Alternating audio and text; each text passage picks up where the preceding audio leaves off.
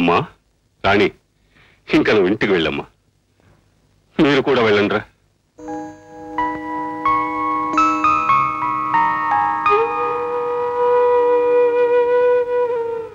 బాబు మోహన్. చెప్పండి స్వామీజీ. వాడు ఎలా ఉన్నాడు? ఎవరు స్వామీజీ? అదే ఆ బండ సన్నాసి అంజీ. వాడిని ఒక్కసారి చూడాలనుంది బాబు. అక్కడికి నేనే వచ్చుండేవాణ్ణి, కానీ ఈ శరీరం నాకు సహకరించడం లేదు. వాడిని ఒక్కసారి ఇక్కడికి తీసుకురాగలవా బాబు? ఇది నా ఆఖరి కోరిక బాబు. అలాగే స్వామీజీ, డిఎస్పీ గారితో మాట్లాడి నా సొంత బాధ్యత మీద తీసుకొస్తాను. చాలా సంతోషం బాబు.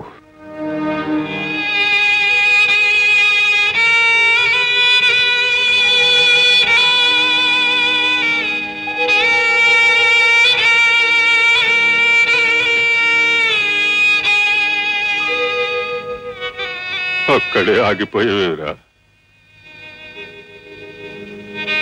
రారా.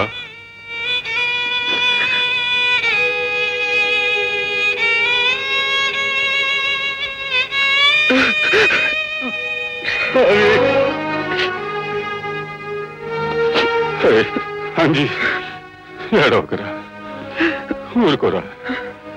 అంజీ ఊరుకో.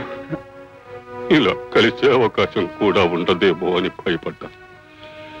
మన మీద సీత కన్నేసిన ఆ దేవుడు కనీసం ఈ విషయంలోనైనా కనికరించాడురా. నువ్వు నీ చెల్లెల గురించి కలలు కన్నట్టే నేను నీ గురించి, ఈ ఊరు బాగుల గురించి ఎన్నెన్నో ఆశలు పెట్టుకున్నాను.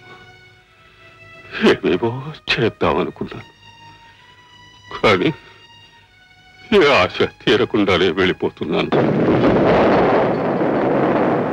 అంత మాట అనకండి స్వామి. మీరు చల్లగా నూరేడు బతకాల.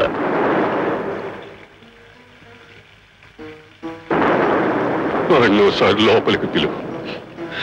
అలాగే స్వామి.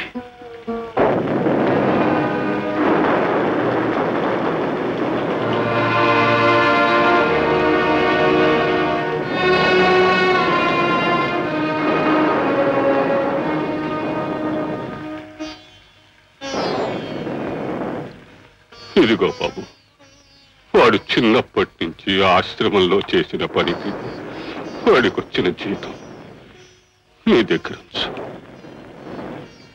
రేపు వాడు విడుదలయ్యొచ్చాక సమాజం వాడిని హంతకుడంటుంది, వెలివేస్తుంది. అలాంటి పరిస్థితుల్లో నువ్వు వాడికి చేయూతనిచ్చి వాడికి అండగా నిలబడి వాడిని ఒక మనిషిని చేస్తానని నాకు మాట బాబు. తప్పకుండా స్వామీజీ. మంచిది బాబు, మీరు చెప్పినట్టే చేస్తాను.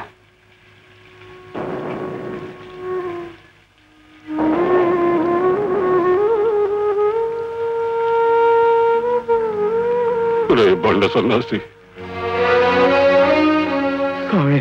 బాగా అలసిపోయాను. పాట పాడరా.